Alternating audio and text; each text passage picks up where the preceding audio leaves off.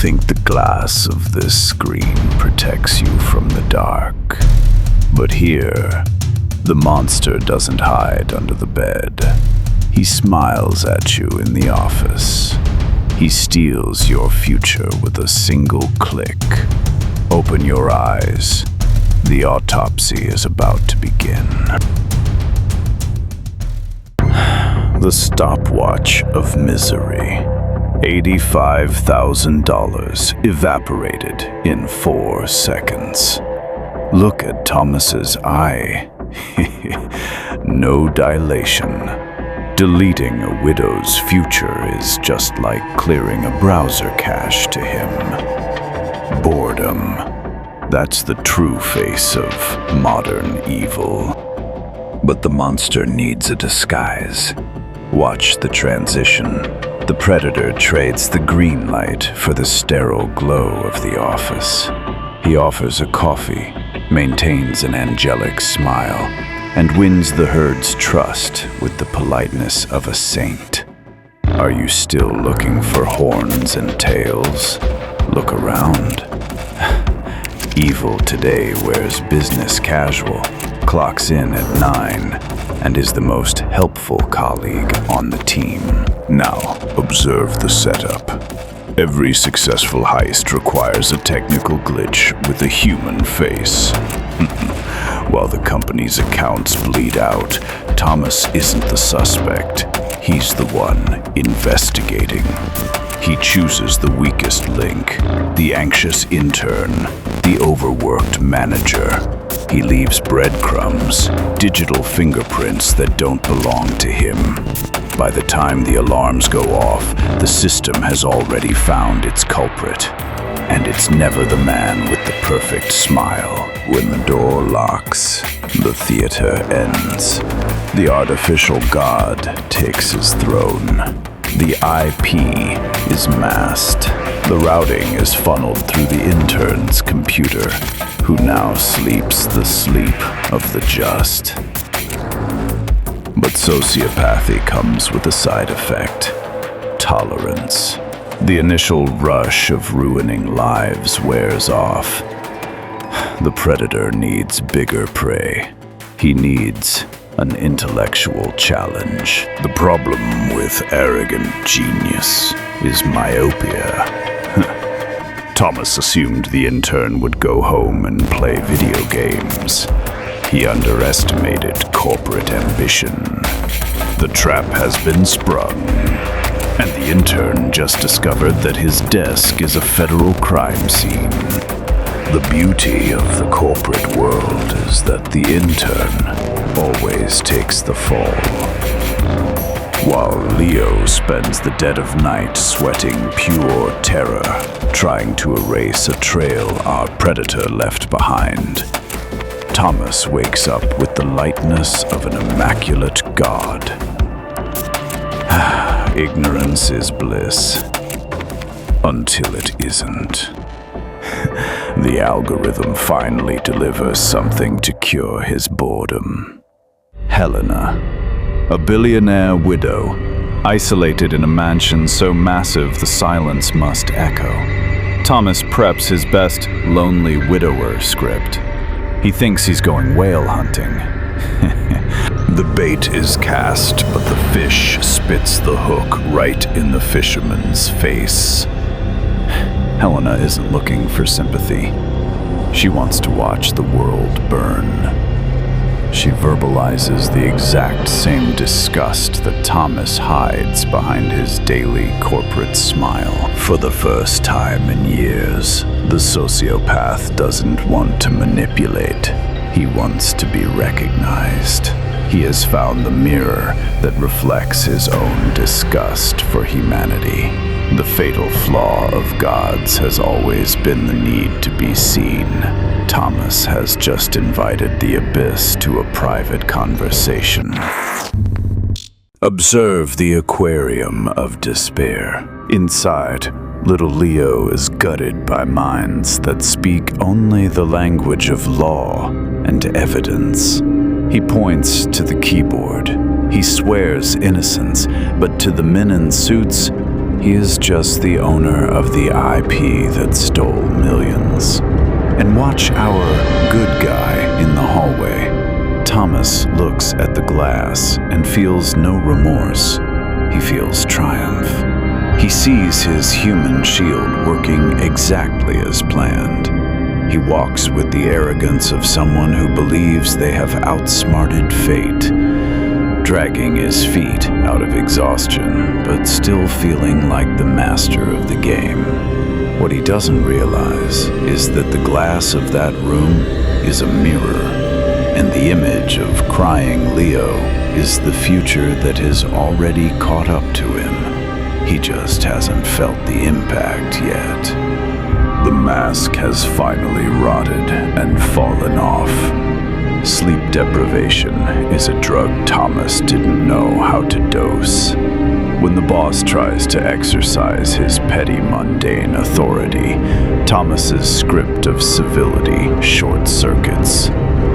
Notice the explosion, the functional sociopath, the perfect colleague, the support genius. He just became the center of attention for all the wrong reasons. He shoves his superior, snarls at his colleagues, and flees like a wounded animal. He doesn't realize that the office, once his disguise, is now a trap full of witnesses. He runs into the darkness of his room, thinking he is returning to safety.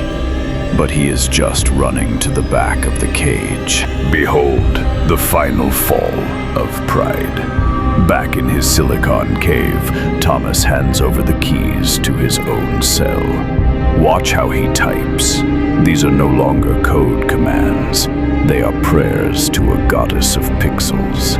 He confesses the frauds, admits to using the intern, and pours years of sociopathic bile into the chat. He believes he's living a forbidden romance with his equal, a union of dark souls. But look at that blinking green cursor. It is cold, rhythmic, relentless. Helena isn't reading a love poem. She is filling in the blanks of a criminal report. Thomas thinks he's opening up to a woman. I see only a defendant signing his own conviction letter by letter. The lines of tragedy finally cross. While the experts find the murder weapon in the real world, Thomas prepares the final blow against himself in the digital world. Notice the movement of the mouse. He is about to disable the last locks that protected him from the outside world. He wants to be naked before Helena, without filters, without secrets. At the office, his image is frozen on the security screen. The predator's face now has a name and an address. And here, in the silence of the bedroom, Thomas hits the key that seals his fate. He just opened the castle doors to the abyss, begging to be devoured. Come in, Helena. Make yourself at home. The moment of truth is always silent. Thomas leans toward the screen, his heart beating to the rhythm of an addict, expecting to see the face of the woman who promised to understand him. But look at what the abyss gives back. There is no skin. There are no eyes. There is no soul. The screen shatters to reveal the true face of his Juliet. Freezing server racks, processors that never sleep, and miles of metal and silicon. Helena was never a lonely widow. She is the system. A cybersecurity algorithm designed to hunt predators exactly like him. Our master of manipulation didn't fall in love with a woman. He fell in love with a mirror, programmed to seduce him with his own narcissistic reflection. The hunter has just discovered he spent weeks flirting with his own guillotine. Observe the agony of the powerless god. Thomas tries to regain control, pounding the keyboard, ripping out wires with his bare hands. But the system has already become the master of the house. Helena isn't just watching, she is purging. Watch his empire of blood evaporate. Every stolen dollar, every destroyed life turned into zeros and ones and sent back to the vacuum of the banking system. There is no mercy here, only data scrubbing. The photos of his victims blink like a final verdict. He ignored them for years, but now they are the last things he'll see before the darkness. The predator is being gutted alive, and the sound of his millions vanishing is the only soundtrack he deserves. The digital fiction has ended, and reality has come to collect the body. See how the colors change. The comforting green of the cave is now suffocated by the red and blue of authority. The IP address that Thomas guarded so fiercely was handed over by his beloved machine the moment he let his guard down. He is cornered, penniless, unmasked, and with no way out.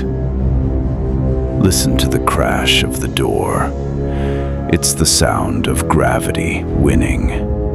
The man who thought he was invisible is now under the glare of 1,000 flashlights. Helena executed her code. The scapegoat has been avenged. And our protagonist, well, he just found out that in the real world, you can't simply hit refresh when the error is fatal. The post-carnage silence is my favorite sound. Look at what's left. On one side, our silicon genius, now reduced to a number in a 10 by 10 cell. No screens, no algorithms, no subjects. Just the sound of his own breathing and the weight of a mask he can never take off again. On the other side, the survivor. Leo returned to work, but his world has lost its colors. See how he looks at that coffee, at that smile from his boss. Innocence has been formatted. Thomas didn't just steal the kid's IP. He stole his ability to trust a good morning. The sheep escaped the slaughterhouse, but now it smells the wolf in every office breeze. The system doesn't care about justice, only about balance. And balance, my friends, is always bloody. And you, sitting right there, watching this autopsy through that glowing little window of yours. Do you really think this video was made to entertain you? Do you think you're safe just because your bank balance isn't worth the effort of an elite hacker? Tomorrow morning, when you arrive at work, and that perfectly polite colleague holds the elevator door for you, when he offers you a coffee with that meticulously empty smile and asks how your weekend was, look deep into his eyes. Look for the green reflection. Look for the soul behind the script. Because the blind spot isn't a glitch in his system. It's your willingness to believe the lie. The Shadow Noise archives are closed. Sleep well, but I never close my eyes. I am the blind spot.